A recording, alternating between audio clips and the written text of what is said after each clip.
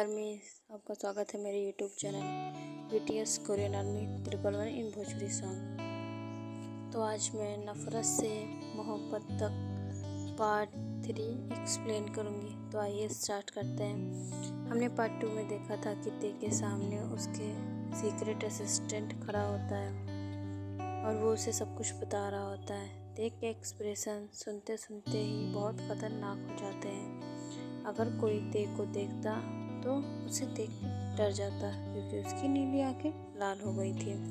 तो आइए part 3 start करते हैं। मम्मा कहाँ हो? भूख लग रही है, प्लीज़ जल्दी खाना लगा दो, बोलकर जिमिन अपनी माँ के पीछे से उसे गले लगा लेती है। जिमिन की माँ, बच्चा आज आपने कुछ खाया नहीं था क्या? बोल, जिमिन के गाल छूती है। माँ, मुझे आपके हाथों के आलू के पराठे खाने हैं, प्लीज़ बना दो ना, जब तक मैं दादू से मिलकर आती हूँ। अच्छा बेटा, यह लो। जिन एक प्लेट जिमिन के हाथ में देती है। जब तक तुम इसे खा लो, मैं बना देती हूँ। लव यू मम्मा, बोल जिमिन अपनी मम्मी के गले लगती है और उसके गाल पे किस करके भाग जाती है। पागल, यह पूरी पागल है। जिन मुस्कुराते हुए किचन में चली जाती है।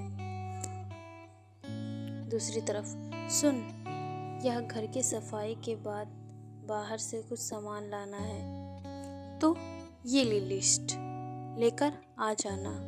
मुंह बनाकर देती है गुस्से में। और अगर तूने बीच में कहीं रुकी और मेरे पैसे खाने पीने में उड़ाए, फिर तेरा ऐसा हश्र करूँगी कि याद रखेगी। मामी, आप चिंता मत करो, मैं ले आऊँगी, नकली मुस्कुराहट के साथ जेके बोलती है। चल काम कर ले, इतने से काम में इतना समय लगा रही है। जेके जी मामी। दूसरी तरफ भाई, तूने कहा था ना, वही है जिन्होंने हमारे काम में भी दखल दिया है। युनचुन, ते का बेस्ट फ्रेंड, आपको तो पता ही है, मैंने बताया था। और तो हमारे आदमियों को भी खरीदने की कोशिश की है।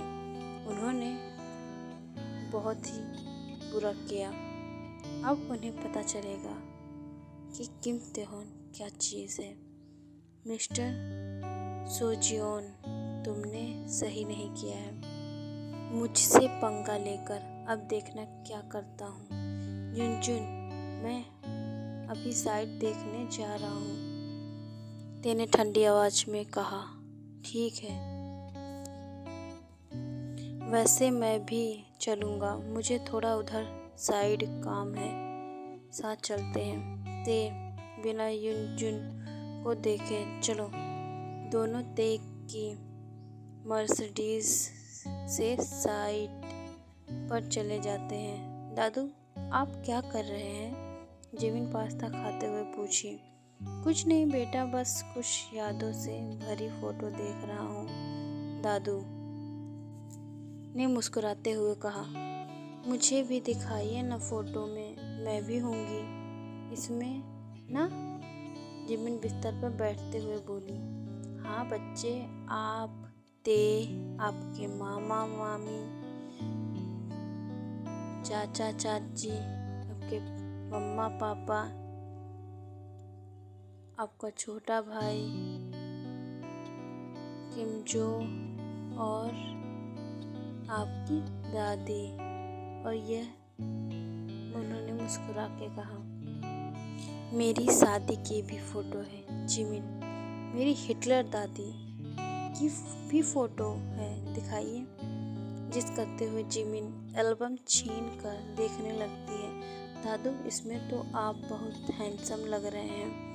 ओह माय गॉड, मैं अगर होती ना तो उस टाइम पक्का दादी का नंबर आने ही नहीं देती, बोल हंसने लगती है। क्या कहा, दोबारा बोलो जिमिन।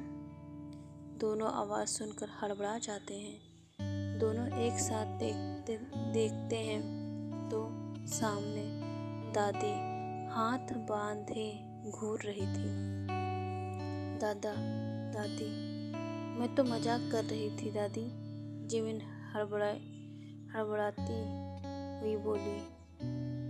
लिसा, वो तो बस मजाक कर रही थी, तुम कब आई? दादाजी ने बात पलटते हुए पूछा। लिसा जिमिन के कान पकड़ते हुए, लाडो, क्या कह रही थी? हिटलर दादी। दादी, दुख रहा है, नौटंकी करते हुए जिमिन बोली।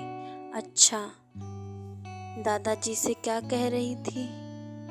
कि अपना नंबर लगाती। सॉरी दादी, जिमिन थोड़ा मनाते हुए, आपकी जगह मैं क्या कोई भी नहीं ले सकता, आप कितनी ब्यूटीफुल हो। दादी जिमिन के कान छोड़ते हुए, बहुत बदमाश हो गई है। अरे मेरी हित बोलते हुए रुक जा गई। मतलब प्यारी दादी, आपकी होते हुए मेरे दादू को कोई कैसे लाइन मार सकता है? आप इतनी सुंदर हो तो दूसरा कोई चांस ही नहीं है। बोल दादा को देखकर हंसती है। बच्ची है लिसा, बोल दादाजी मुस्कुराए। अच्छा दादू और दादी, मैं जा रही हूँ पराठे खाने, मम्मा वेट कर रही होगी। बाय बाय, बोल जिमिन भाग जाती है। दादाजी मुस्कुराए। जिमिन है तभी घर में रौनक है, अचानक से उदास होकर, ते तो हफ्ते में एक ही दिन आता है, और आता भी है तो किसी से ज़्यादा बात नहीं करता। हाँ, हमारा बच्चा पता नहीं कब अपने दुख से बाहर निकलेगा। उसकी हंसी देखे जैसे सदियों बीत गए हों। उदास होकर दादी बोलती है, वैसे आपकी बात हुई ते से? लीजा जी की तरफ देखकर दादाजी पूछते हैं। हाँ, रात को हुई थी, हमने आने के लिए कहा है। तो क्या ते आ रहा है? दादाजी ने दोबारा पूछा। हाँ, हमने अपनी कसम दी है, अगर नहीं आया तो अपनी दादी से कभी बात नहीं कर पाएगा। आप कसम क्यों खिलाती हैं? दादाजी नाराजगी से बोले। आपको पता है ना, अगर आपको कुछ हो जाएगा तो मैं कैसे जीऊँगा? दादी मुस्कुराते हुए दादाजी के कंधों पर सिर रख लेती है। दूसरी तरफ, दी, सामान तो सारा ले लिया है, अब चलो ना गोलगप्पे खाते हैं। आंखें मटकाते हुए जेनी बोली। अरे माँ को मैं बोल दूंगी, तुम चलो बस, बोल जेके का हाथ खींच कर ले जाती है। जेनी गोलगप्पे खाते हुए, दी आप भी खाओ, और यह बोलकर जेके के मुंह में गोलगप्पे डाल देती है। अच्छा चल, वरना लेट हो जाएंगे। गोलगप्पे खाने के बाद जेके ने कहा, ओके दी, आप चलो, मैं पैसे देकर आई। जेके जैसे ही रोड क्रॉस करती है, तेज स्पीड में कार आकर रुकती है। जेके की आंखें डर के मारे बंद हो जाती हैं। क्या हुआ ड्राइवर, कार क्यों रोकी? ते लैपटॉप पर उंगली रोकते हुए गुस्से में बोला। सर, वो कोई लड़की सामने आ गई थी, घबराते हुए ड्राइवर बोला। ते गेट खोलकर जेके के सामने आकर जेके को डर के मारे आंख बंद देख उसमें कुछ समय के लिए खो जाता है। होश में आते ही गुस्से में, हे यू, मरने का शौक है तो कहीं और जाकर मरो। जेके तो ऐसे सदमे में थी, उसे जैसे कोई बात सुनाई ही नहीं दे रही थी। ते को उसे ऐसे देख मानो और गुस्सा आ रहा था। ते उसके हाथ हिलाते हुए, बहरी हो क्या? जेके अब होश में आती हैं। अचानक से ते के गले लग जाती है। ते तो मानो वहीं जम सा गया था।